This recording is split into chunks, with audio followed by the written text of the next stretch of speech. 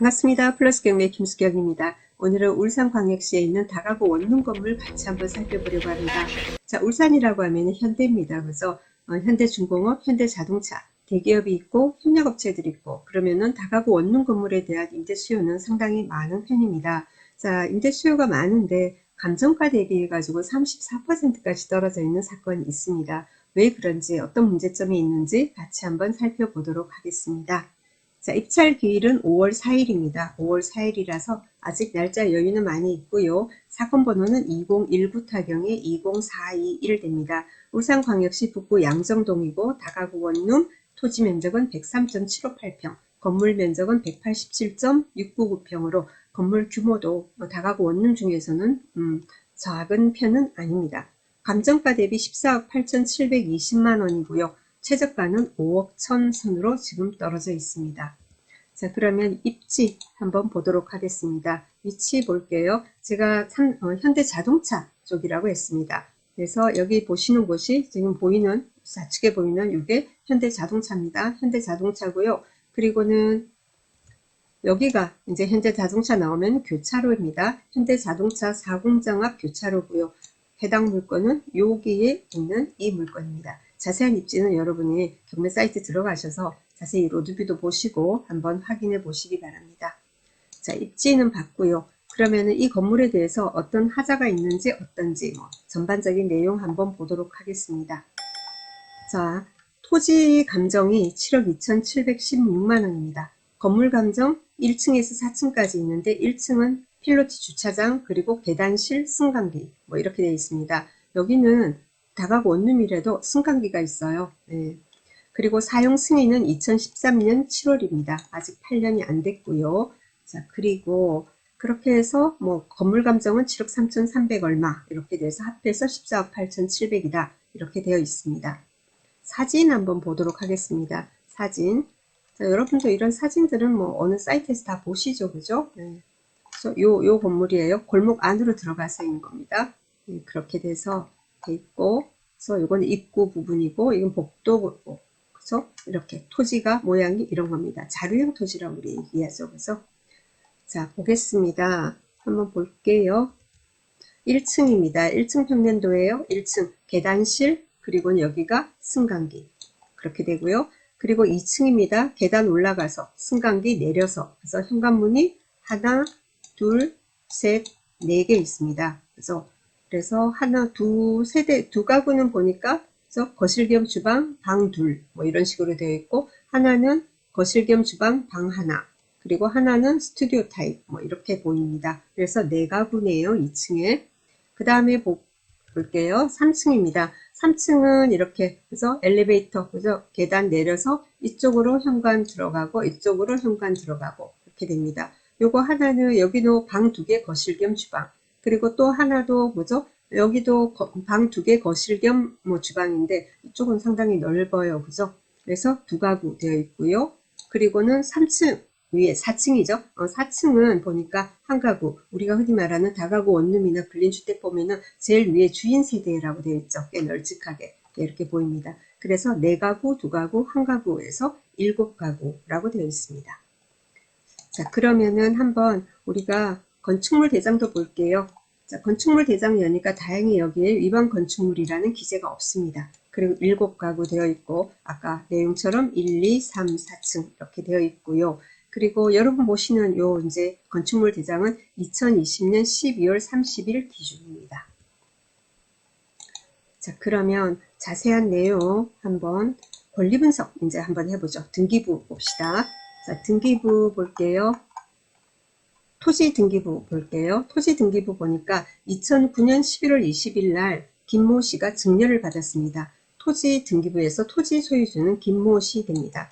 2013년 7월 18일 근저당 있습니다. 여기가 말소 기준 등기됩니다. 원래 새마을 금고인데 지금은 대부로 지금 넘어가 있어요. 2013년 7월 18일. 자, 밑에 보니까 어떤 게 나오냐면은 근저당 압류, 근저당 가압류, 압류 막 이런 게 나오고 그 다음에 2019년 12월 30일 날 경매 들어갔고 2020년 1월 28일 공매 공고 있습니다. 공매 공고 있는데 이 공매는 현재 진행 중이지 않습니다. 그래서 말소 기준 등기 2013년 7월 18일이고 나머지 권리들은 다 소멸 대상입니다. 건물 등기부 보겠습니다. 건물 등기부 보니까 2013년 7월 16일 날 소유권 보정입니다. 준공돼서 첫 등기가 된 거예요. 자, 여기 소유자는 박모 씨입니다. 토지 등기부는 김모 씨, 그리고는 건물 등기부는 박모 씨 됩니다. 자, 그런데 뭐 괜찮아요. 토지 건물 가치에서 공동담보 들어왔고 같이 경매에 나온 거기 때문에 괜찮습니다. 자, 2013년 7월 18일 근저당 똑같습니다. 토지 등기부하고 동일해요. 자, 밑에 보면 전세권도 있고 소유권 이전 청구권 가등기 이런 거 있는데 소유권 이전 청구권 가등기라도 이게 뭐냐면은 후순위이기 때문에 이것도 역시 소멸됩니다. 다 소멸되고 그러니까 뭐 등기부상으로는 특별한 하자는 보이지 않습니다. 임차인 한번 보도록 하겠습니다. 임차인 현황 볼게요. 자, 임차인 현황 보니까 아까 말소기준 등기가 2013년 7월 18일에 근저당이었죠. 자, 그런데 임차인들이 쭉 많아요. 많은데 어떤 사람이 문제가 되냐면 여기 세 번째 보면은 김땡땡씨에서 2013년 7월 1일 돼 있습니다. 말소기준 권리가 2013년 7월 18일입니다. 이 날짜보다 앞서죠. 이 사람이 뭐냐면은 확정 배당 요구 이런 게 없어요. 권리 신고가 없단 말이죠.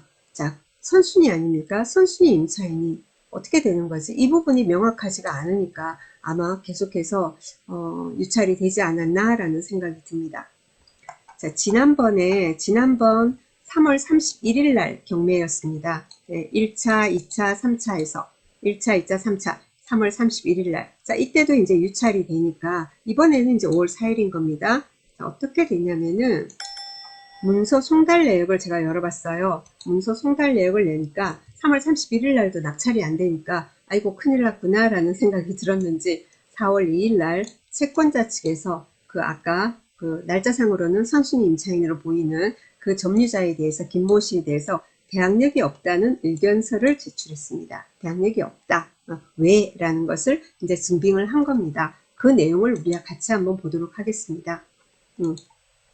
자, 점유자 대항력 없음 의견서였습니다. 읽어보겠습니다. 자, 이 사건에 대해서, 그래서 위 사건에 대해서 아래와 같이 집행관 부동산 조사 보고된 점유자 김땡땡 씨에 대해서 대항력 없음 의견서를 제출하오니 매각길 공고 시 본건 의견을 게재하여 줄 것을 요청드립니다. 했어요. 자, 김모 씨 전입일자 2013년 7월 1일인데 권리신고 및 배당 요구 신청 없음 했습니다. 자, 그 내용에 대해서 여기네요. 이 페이지다. 그래서, 자, 점유자 김땡땡은 채무자금 소유자 박모 씨의 시아버지이며 토지 소유자 물상보증인 김모 씨의 아버지임을 대출 취급 시 제출한 주민등록 등본으로 확인할 수 있음. 양도전, 그러니까 원래는 새마을 금고가 지금 뭐죠? 대부로 넘어가 있다고 그랬죠? 채권이 양도전 금고 측에서 대출 취급 전, 대출을 취급 전, 이 말은 대출을 실행하기 전에 진부한 이 말은 받은 이 말이에요. 아, 이런 한자 없었으면 좋겠어요. 받은 임대차 확인서란, 임대차 확인서란에도 역시 임차인 없음을 채무자 겸 소유자 및 물상보증인이 제출한 확인서가 있다 했습니다. 자, 건물이 준공되고 그리고는 등기하면서 바로 이제 그 근저당이 나간 겁니다. 그래서 다른 임차인들은 다 그 뒤에 들어왔어요. 그죠? 자, 그런데 이 사람은 그 전에 전입이 돼 있었죠.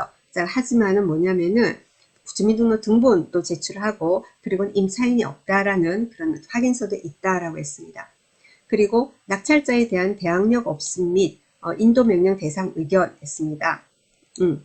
자, 그 김모 씨가 우리가 낙찰을 받는다면 낙찰자에 대해서는 대항력이 없다. 그리고 인도명령 대상이다. 왜? 하는 게 이제 나와 있어요.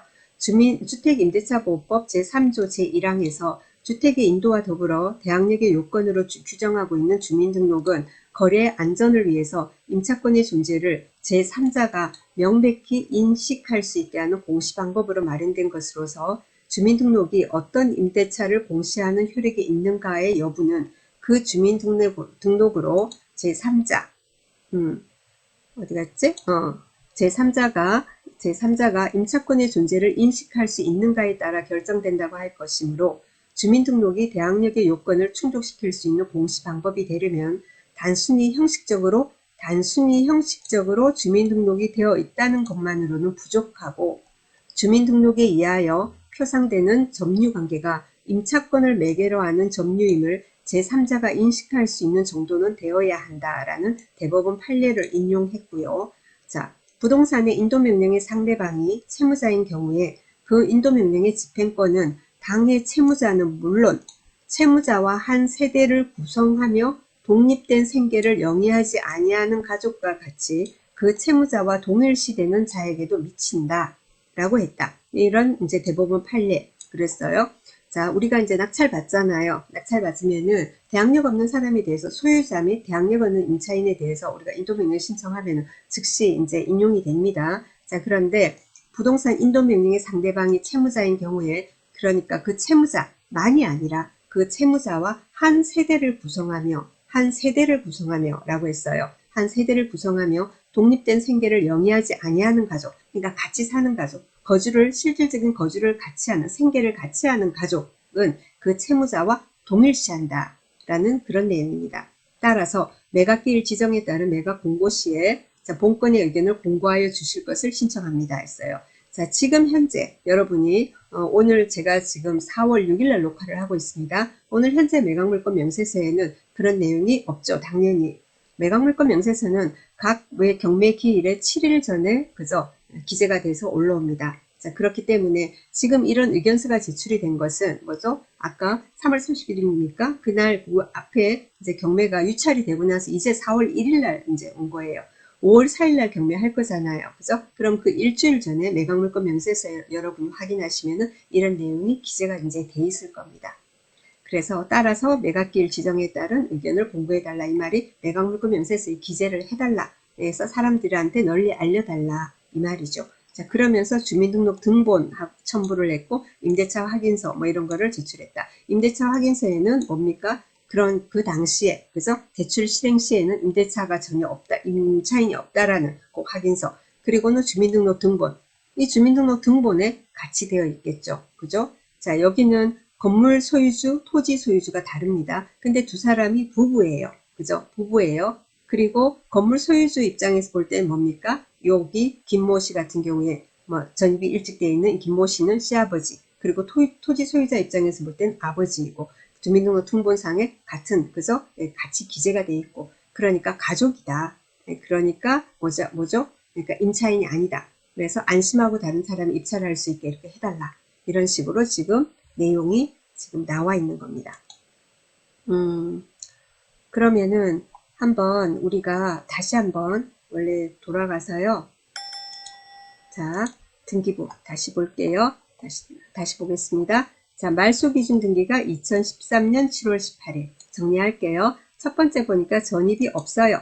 네, 그 다음에 김모 씨 보니까 뭐냐면은 2020년 그리고 여기 금방 이 사람 우리가 문제 해결한 이 사람은 아버지 그죠? 부친이고 같은 세대고 이렇게 되고요. 그리고는 그 다음에는 2019년, 16년, 18년 그죠?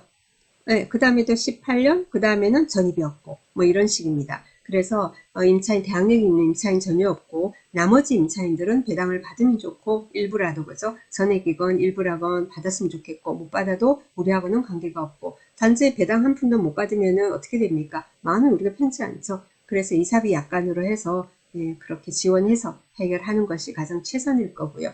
그리고 여기 지금 금방 여기 김모 씨 가장 불안해 보였던 이 부분에 대해서는 어떻게 해요? 3월 31일 날 7억 2,800 그죠? 51% 아니었겠어요? 49% 감정가 대비 49%에도 아무도 입찰을 안 하니까 그제야 부랴부랴 채권자 측에서 이제 이런 서류들을 제출을 하고 예, 그런 겁니다.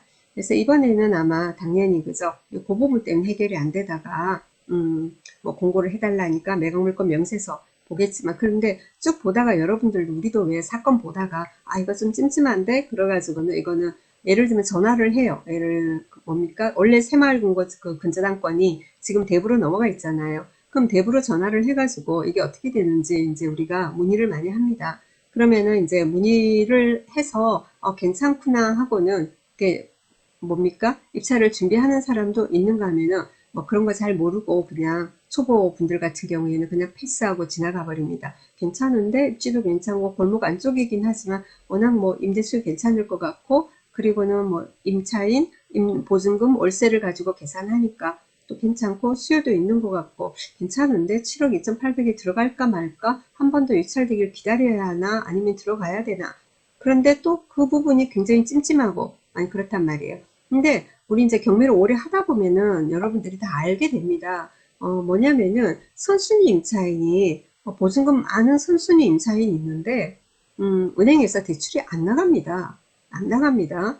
자, 그런데 이제 또 그렇게 해가지고 그러면 이거는 아니야. 이렇게 생각하고 문의를 했는데 다행히 그쪽 대출 담당자가 우리가 문의를 했을 때 괜찮다, 뭐 부친이다, 뭐 이런 말을 만에 하나 해줬다 합시다. 자, 만에 하나 해줬다 이러더라도 여러분이 그냥 아무런 자료가 없이 그냥 입찰 들어와 낙찰 받고 나면은 경매를 낙찰을 받았으면은 잔금을 치러야 될 거 아닙니까? 물론 현찰 다 있는 현금으로 그죠? 올인하는 사람도 있겠지만은 뭐죠? 대부분은 우리가 대출 받아서 진행을 하게 되는데 대출을 받으려고 그러니까 뭐 경락상금 대출 받으려고 은행에 알아보다 보면은 여기에 보면은 지금 현재 매각물건 면세세에 보면은 그 김모 씨가 어쩌고 저쩌고 아무런 그게 없어요. 근데 대항력이 있을 수 있다 뭐 이런 내용이 나오거든요. 그래서 임차인 같으면은 인수할 수 있다 이런 내용이 나오면은 은행권에서 대출을 안 해주려고 그래요. 그렇기 때문에 왜냐하면 사전에 이런 내용을 입수할 수 있으면 입수해서 입찰을 해야 되고 그렇습니다. 그리고 이렇게 되면은 보통은 이제 그 뭡니까 경락가, 낙찰가가 내려가기 때문에 채권자들이 이렇게 적극적으로 해야 되는 거예요. 근데 처음부터 해야지, 그죠? 근데 자기들 그 생각을 못했는지 3월 31일까지는 그저 멍하니 있다가 이제 그래도 부랴부랴 제출을 해줘서 그나마 다행이긴 합니다. 다음에도 여러분이 보세요. 이렇게 보는데 말소 기준 등기보다 앞서는 임차인이 있단 말이에요. 그런데 시세 대비해서 대출도 나갈 만큼 나갔단 말이에요. 담보대출이. 자, 그런 경우에는 대부분은 아니에요. 하지만은 짐작만으로 갈 수 없으니까 채권자 측을 통해서 이제 문의를 해가지고 확인을 하는 거고요. 문의하니까 제가 그런 말을 좀 많이 드리니까 쌤 뭐 전화해도 안 알려주던데요. 그럼 그것까지 제가 얘기를 잘 해야죠. 문의를 잘, 그죠? 문의를 잘 해가지고는 해야 되고, 그리고는 그렇게 해서 이제 받았다 하더라도, 뭐죠? 나중에 내가 낙찰을 받고 나면은 그 사람이 임차인이 아니라는, 그죠? 임차인이 아니래요. 지난번 내가 경매 받았는데, 근저당권자한테 전화를 했더니 임차인 아니라고 했어요. 그러니까 대출해주세요. 이러면다고 해가지고, 이제 금융권에서 대출해주는 건 아니기 때문에, 지금 아까 보신 거 있죠? 그런 어떤 서류, 그리고는 등본도 같이 첨부했다 하지 않았습니까? 자, 그런 서류를 확보하기 위해서 여러분이 노력을 하셔야 되는 겁니다. 자, 굉장히 많이 유찰되어 있는 사건이 있는데 다행히 이번에는 많은 분들이 그 내용을 알게 되면 관심을 가질 것 같습니다. 그리고 이렇게 제출하지 않더라도 여러분도 직접 근저당권자, 경매 신청한 채권자 측으로 컨택을 해서 이런 내용을 입수할 수도 있다라는 안내를 드립니다. 자, 오늘 여기까지 하겠습니다. 울산법원 입지 좋은 물건이 34%까지 떨어져 있어서 이런 걸 은행 측에서 제출을 안 했으면은 그래서 저희 같이 경매 많이 하는 사람들 얼른 줍줍 막 이렇게 되는데 이제는 다 알려지게 됩니다. 자, 즐거운 수요일 보내시고요. 그리고 또 주말도 잘 보내시고 다음 주 월요일 아침에 저는 다시 찾아뵙도록 하겠습니다. 감사합니다.